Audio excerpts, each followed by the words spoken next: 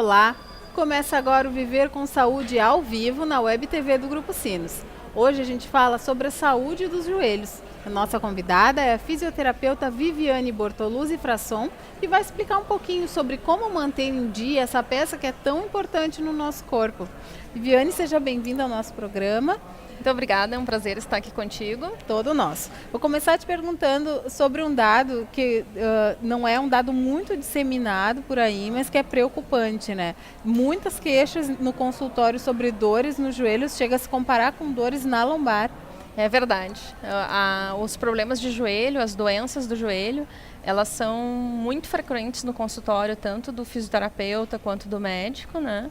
E elas atingem toda digamos, a camada da população. Atinge jovens, atinge idosos, né? Com situações diferentes, mas ele pode afetar desde o jovem até o idoso. E quais são as causas mais frequentes das dores nos joelhos? Basicamente, a gente pode dividir esses problemas de joelho em dois tipos de problemas. Os problemas que a gente chama de degenerativos, que são associados ao envelhecimento da articulação do joelho, né? Que é a famosa artrose ou osteoartrose. E os problemas traumáticos, que são causados por traumas. Pode ser um trauma grande, por exemplo, da prática de um esporte, onde eu torci o meu joelho, né, o famoso entorse do joelho. Sim. Ou podem ser microtraumas, pequenas lesões que eu causei, por exemplo, com corrida ou com alguma atividade laboral, algum trabalho que eu faço muito agachado, por exemplo. Entendi. Né? Então eu posso dividir nesses dois grandes tipos de lesão, as degenerativas e as traumáticas. E como a gente pode evitar essas lesões? Tanto as degenerativas quanto as traumáticas, elas passam por fatores de risco um pouco parecidos, né? Então, basicamente, se a gente começar pensando mais nas lesões degenerativas, que nada mais é do que o processo natural de envelhecimento da articulação, todo mundo, em algum ponto da vida, vai ter esse desgaste na articulação. Basicamente, a gente pode dizer que 80% das pessoas acima de 65 anos têm o artrose do joelho, ou seja, desgaste do joelho. Então, isso é normal. Com o aumento da expectativa de vida no Brasil, cada vez mais a gente vai ver essas pessoas com artrose de joelho nos consultórios, sim, nas clínicas de fisioterapia. Né? Os fatores de risco relacionados a esse problema são, em especial, a obesidade, que aumenta muito a sobrecarga na articulação, né? A fraqueza muscular, ou seja, o sedentarismo, uma coisa puxa a outra, né? Eu claro, sou sedentário, sim, mais obeso, tenho fraqueza muscular. Por quê? Porque os músculos, eles são amortecedores dos impactos. Por exemplo, toda vez que eu piso no chão e caminho, se eu tenho uma musculatura boa, eu vou transmitir menos carga pela articulação. Vai forçar menos o joelho. Isso vai poupar o meu joelho, né? Uhum. Então, a fraqueza muscular. Existem questões genéticas e hereditárias, né? Por exemplo, as pessoas que têm o joelho um pouquinho mais curvo para fora ou para dentro, isso também é um fator de risco, né?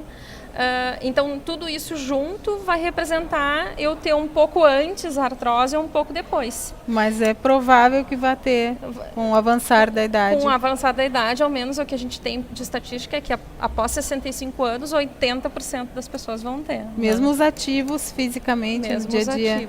Mesmo os ativos. E entrando no assunto das lesões traumáticas, uma coisa interessante é que se eu tenho uma lesão prévia no meu joelho, por exemplo, eu fui na adolescência ou na vida adulta, jovem, um jogador de futebol, de vôlei, de tênis, e eu tive uma lesão lá do menisco, do ligamento, que a gente vê tão comum, né, dos atletas serem afastados do esporte, sim, por algum tempo, machucado, por causa do joelho machucado. Isso é um fator de risco a mais para a artrose. Significa, por exemplo, que um atleta que na idade mais jovem teve uma lesão de joelho vai ter desgaste no joelho mais cedo. Ah, entendi. E a gente vê muito comum, como tu disseste, os jogadores de futebol com problema no joelho, um desgaste, uma lesão ou torceu. E esses atletas são acompanhados por profissionais muito qualificados. Uhum. Então, aí já demonstra a importância de tu teres um acompanhamento para qualquer tipo de esporte, por mais qualificado que ele seja. Ainda assim tu tens o risco, mas é melhor que seja acompanhado até para tu poder tratar a tempo essa lesão. Sem dúvida. E eu acho que um dos fatores que talvez entra, assim, contando muito nessa questão das lesões do joelho num atleta de elite que é muito bem acompanhado, é a questão das horas de treino, né? Então, tu tem uma sobrecarga que tem um tempo, assim, digamos, prolongado na vida daquela pessoa. Então, ela não joga só futebol 3 vezes por semana por 1 hora. Ela joga futebol várias horas, vários dias na semana. Então, aí a gente pode entrar na questão de quanto que o nosso corpo aguenta realmente daquele tipo de demanda tão grande. Né? Então, não precisa ter medo de jogar futebol, jogar tênis, pádel. Então, não vai obrigatoriamente se machucar. Não, ao contrário. Acho que quanto mais as pessoas praticarem exercício, melhor é para a saúde da pessoa. Mas a gente tem que ter um cuidado. Que as pessoas costumam ir ao consultório, né, e chegar já com alguma lesão, né? Sim. Ou em decorrência de o tênis, o futebol, a corrida, e eles gostam muito daquele esporte. Mas para mim fazer esporte, eu preciso ter um preparo muscular.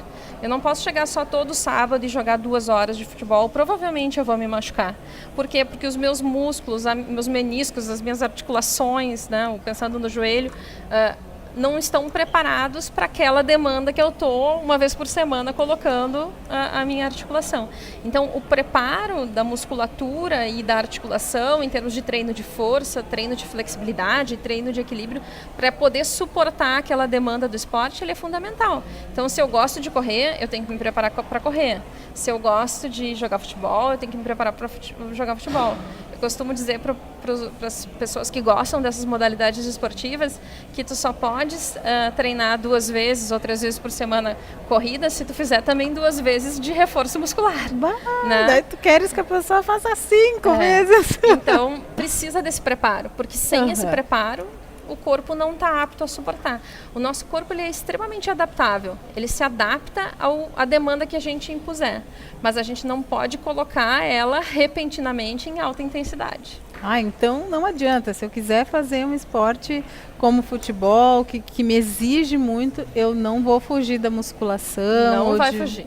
Não vai fugir do reforço muscular. Ao menos se tu quiser fazer com saúde, assim, tentando prevenir ao máximo possível lesões que possam acontecer.